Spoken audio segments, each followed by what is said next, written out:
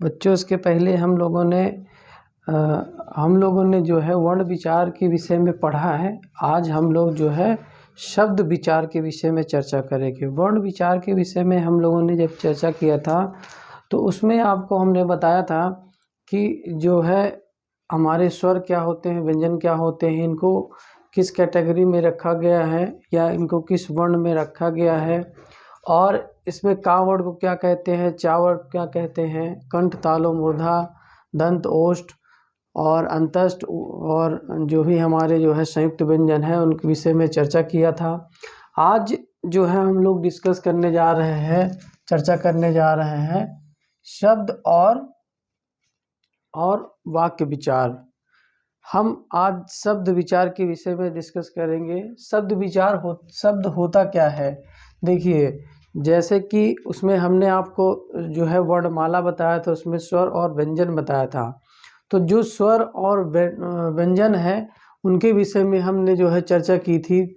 आज हम शब्द करेंगे, शब्द के विषय में समझेंगे शब्द होता क्या है। देखिए, शब्द जो है वर्णों के मेल से, वर्ण जो हमने आपको बताया है उनके मेल से जो बने हुए स्वतंत्र एवं सार्थक जिनका कोई अर्थ निकलता है और ध्वनि के समूह को शब्द कहते हैं। इन सब को मिला दिया जाता है तो वो शब्द क्या कहलाता है, वो हमारा शब्द कहलाता है। यदि कोई परिभाषा पूछता है तो वर्णों के मेल से बने हुए स्वतंत्र एवं सार्थक जिनका कोई अर्थ निकलता है, ध्वनि निकलती है, इनके समूह को जो है क्या बोलते हैं, शब्द बोलते हैं। इनको वर्गीकरण, इनको जो है कई भागों में वर्गीकरण किया जाता है। इनको हम पहले नंबर पर देख लेते हैं कि जो हमारा शब्द है उनका वर्गीकरण, उसको अर्थ के आधार पर डिवाइड किया जाता है, विभाजित किया जाता है। अर्थ में क्या आ जाएगा आपका, देखिए जो आपका शब्द होता है वो शब्द जो है इसका निर्माण करते हैं उसके अर्थ के आधार पे। तो अर्थ क्या होता है, पहला चीज हमारा होता है सार्थक और दूसरी चीज क्या होती है, निरर्थक। अब हम जान लेते हैं कि सार्थक, यदि कहे कि अर्थ के आधार पे दो प्रकार के होते हैं। कौन कौन से प्रकार के होंगे, पहला प्रकार हमारा होता है सार्थक, दूसरा होता है निरर्थक। जो हमारा सार्थक होता है इसकी परिभाषा यदि लिखने को आती है तो आप लिखेंगे वे शब्द का समूह जिसका, वे शब्दों का अर्थ जिसका कोई एक अर्थ निकलता है, जिसका कोई अर्थ निकलता है वो शब्द क्या कहलाता है, सार्थक कहलाता है। यानी वैसे शब्द जिनका कोई अर्थ निकलता है तो वे सार्थक कहलाते हैं। यदि हम उदाहरण देखेंगे जैसे किसी का नाम राम, श्याम, मोहन, पुस्तक, बहुत सारी चीज़ है, पुस्तक, किताब है, टीवी है, जिसका कोई अर्थ निकलता है, ठीक है, वो शब्द क्या कहलाते हैं, सार्थक कहलाते हैं। लेकिन कभी कभी हम देखते हैं कि अपनी बोलचाल की भाषा में कुछ जो सार्थक है उन शब्दों के साथ हम कुछ निरर्थक शब्द भी प्रयोग कर लेते हैं। कहेंगे कि क्या बोलते हैं हम लोग, जैसे राम वाम, श्याम वाम। तो जो वाम शब्द आ जाता है जिसका कोई अर्थ नहीं होता है, कहेंगे बाल्टी बाल्टी, हाँ, सीता वीता। तो इस तरीके से जो भी शब्द जो बाद में जुड़ जाते हैं ये तो हमारा सार्थक हुआ।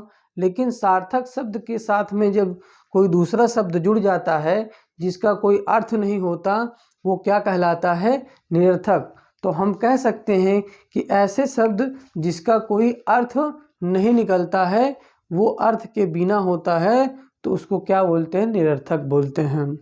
इसका उदाहरण हम लोग लिख सकते हैं, देखने बोलने चालने में कहेंगे कि जो है खेलना वेलना है कि नहीं है, या पढ़ना वढ़ना है कि नहीं है, लिखना उखना है कि नहीं है। तो जो बाद वाले शब्द होते हैं जो उसी से मिला जुला के बोल देते हैं, वो शब्द का कोई अर्थ नहीं होता, वो निरर्थक कहलाते हैं। इसको एग्जाम्पल लिख सकते हैं। यदि परिभाषा लिखने को आए तो आप परिभाषा भी लिख सकते हैं। और दूसरी चीज़ें हमने बताया कि जो ये अर्थ के हिसाब से था, अब हम दूसरी जो है चीज़ देखेंगे कि रचना के आधार पे, रचना इसका मतलब इसको बनाया जाता है। वैसे शब्द जो रचना के आधार पर बनाए जाते हैं वे शब्द क्या कहलाते हैं? वे कहलाते हैं, देखें, पहला हमारा कहलाएगा, वो क्या कहलाएगा? रूढ़ शब्द। रूढ़ शब्द। दूसरा हमारा क्या कहलाएगा? योग ऋण शब्द कहलाएगा। पहला हमारा रूढ़ शब्द, दूसरा हमारा योग ऋण, तीसरा हमारा यौगिक शब्द। अभी इनके विषय में एक एक करके जो है हम लोग चर्चा करते हैं। जैसे पहला जो रूढ़ शब्द होता है, रूढ़ शब्द वैसा शब्द होता है जो कि पुरानी चीज़ें, जैसे कि आपकी मूल चीज़ें होती हैं, वो उसका अर्थ नहीं बदलता है, अर्थात वो सार्वभौमिक रहता है, यानी पहले से वो चीज़ें फिक्स रहती हैं।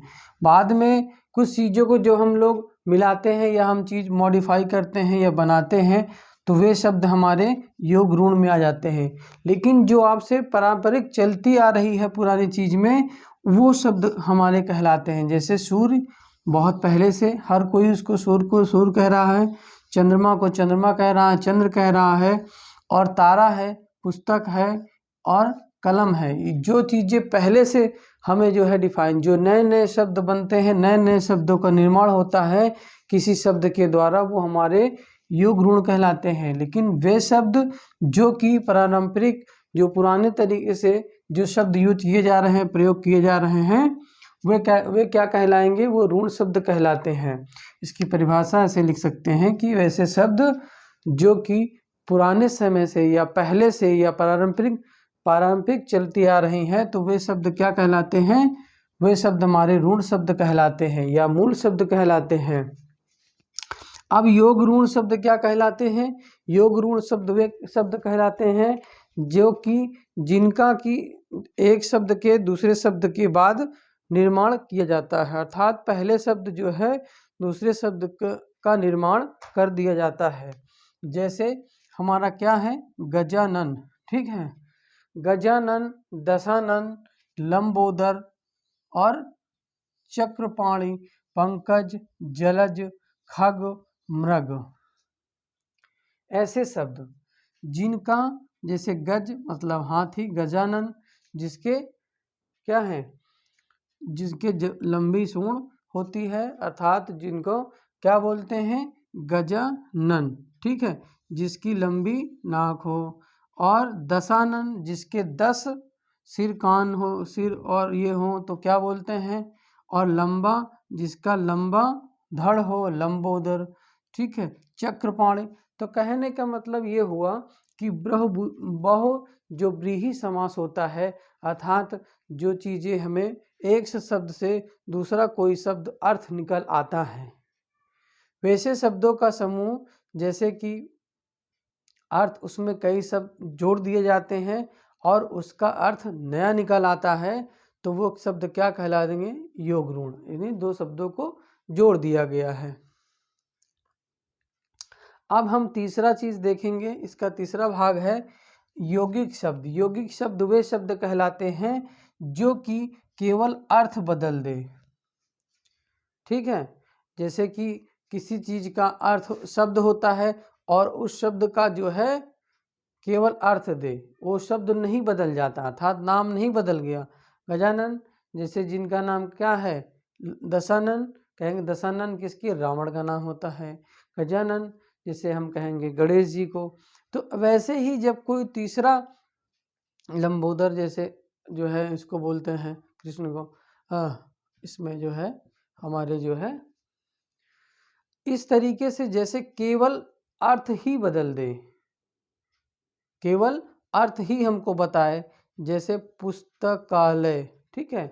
इसका केवल अगर केवल अलग अलग करेंगे तो पुस्तकालय जहाँ पे कापी किताब होता है, जहाँ पे पढ़ाई की जाती है, या जहाँ पे बहुत सारे जो है हमारे जो है पुस्तक होती हैं, तो ये ऐसे शब्द होते हैं जहाँ पे उन शब्दों का प्रयोग केवल अर्थ ही निकलता है, नया शब्द वहाँ कोई नहीं यूज किया जाता है। यहाँ पे तो पूरा का पूरा जो है वाक्य ही बदल दिया गया। 10 जिसके सिर हैं, अब दशानन तो यहाँ कहा गया, लेकिन यहाँ पे अर्थ क्या बदल गया? रावण नया शब्द आ गया।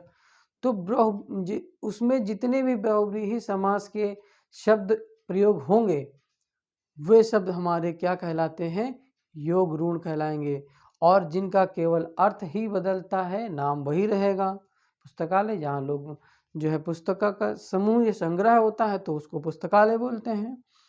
अब विद्यालय जहाँ पे विद्यार्थियों या विद्या का जो है अध्ययन के लिए या विद्या का घर जो होता है, आलय होता है, वो विद्यालय है। कारागार जहाँ पे लोगों को जो है रखा जाता है, कारागार, तो वो कारागार। साइकिल सवार, साइकिल पे जो सवार है उसको साइकिल सवार बोल देते हैं। तो वो शब्द हमारे यौगिक शब्द कहलाते हैं कि उन शब्दों को जो है मिलाकर बनाया जाता है। यहाँ पे योग तो हुआ लेकिन उसका अर्थ बदल गया। यहाँ पे क्या है, उसका अर्थ नहीं बदला, अर्थात उसको ही प्रयोग किया जा रहा है। यहाँ पे उसका दूसरा शब्द प्रयोग कर दिया जा रहा है। तो ये हमारा रहा दूसरा, रचना के आधार पे। अब हम बात कर लेते हैं कि हमारा जो है प्रयोग के आधार पे हमारे कितने जो है शब्द होते हैं। प्रयोग के आधार पे यानी पहला अर्थ के आधार पे, फिर रचना के आधार पे, फिर प्रयोग के आधार पे।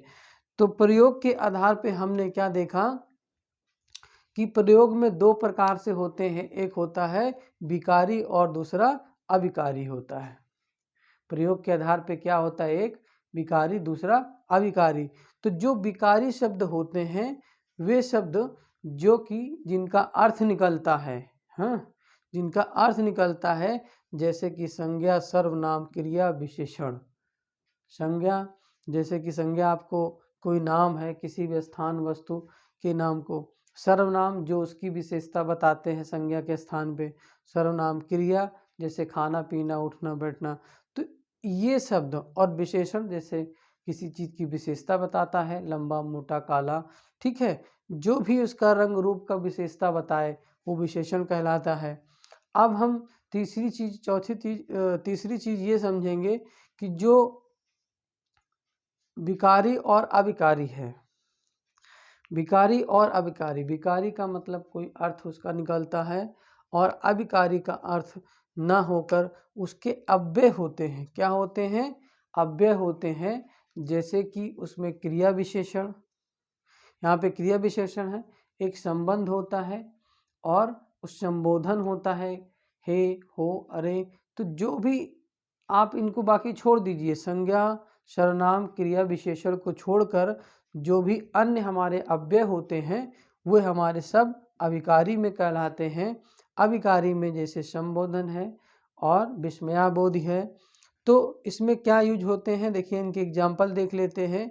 जैसे इसमें क्या, क्यों, कहाँ, कब, कौन, परंतु, फिर भी, तथा, यथा, ये सब समस्त जितने हमारे अव्यय आएंगे, अव्यय हमारे क्या क्या हैं, समस्त हमारे जितने अव्यय आते हैं, ताकि, परंतु, जो भी शब्द आते हैं वे हमारे क्या कहलाते हैं, अविकारी हो कहलाते हैं। तो इसको हमने सरल भाषा में सीखा कि शब्द के आधार पे, रचना के आधार पे और हमारा प्रयोग के आधार पे। तो प्रयोग के आधार पे जो है इनको दो भागों में डिवाइड किया गया, पहला विकारी फिर अविकारी। विकारी में हमने सीखा विकारी शब्द जिनके अर्थ के आधार पे इनके कोई अर्थ होता है, और अविकारी जिनका कोई अर्थ नहीं होता है, ठीक है, वे अव्यय के समस्त अव्यय इसमें आते हैं।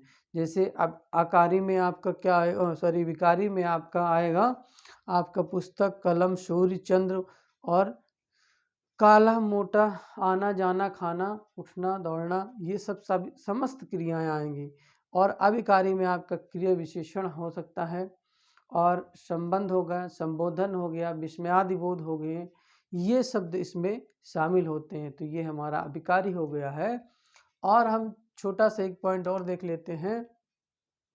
बहुत पूछा जाता है कि इसमें देशज क्या होते हैं और विदेशज क्या होते हैं। देशज और विदेशज, देशज और विदेशज। देखिए देशज का मतलब ये होता है जो अपनी देसी भाषा में या ग्रामीण भाषा में जो भी प्रयोग किए जाते हैं वे हमारे क्या कहलाते हैं, देशज कहलाते हैं। और विदेशज क्या कहलाते हैं, विदेशज में जैसे अपने यहाँ की भाषा को छोड़ के अन्य दूसरी जगह दूसरी भाषा का प्रयोग करना, यानी ग्रामीण अंचल से लेकर जो दूसरी चीज़ें प्रयोग की जाती हैं वे हमारी विदेशज में, जैसे संस्कृत, उर्दू, फारसी, अरबी, चाइनीज, बहुत सारी ऐसी भाषाओं का प्रयोग करना वो हमारे क्या है, विदेशी में आता है। और देशज में जैसे हम लोग गांव बोल देते हैं, है ना, और इसमें विदेशज में उसी को हो जाता है ग्राम। तो जो भी चीज़ें हैं हम यदि उसको देशज और विदेशज के अंतर्गत रखते हैं तो देखते हैं जो हमारे ग्रामीण अंचल में पाई जाती भाषाओं का प्रयोग किया जाता है, बोलियों का प्रयोग किया जाता है, तो वो मालदेशी कहलाता है। और इसके अलावा जितनी भी चीज़ भाषाओं का प्रयोग किया जाता है वे हमारे क्या कहलाते हैं, विदेशज कहलाते हैं, या विदेशी भाषाएं जो हैं का प्रयोग करना। तो ये छोटा सा जो है हमने आपके साथ शेयर किया, और भी जो है वीडियो के माध्यम से हम देखेंगे।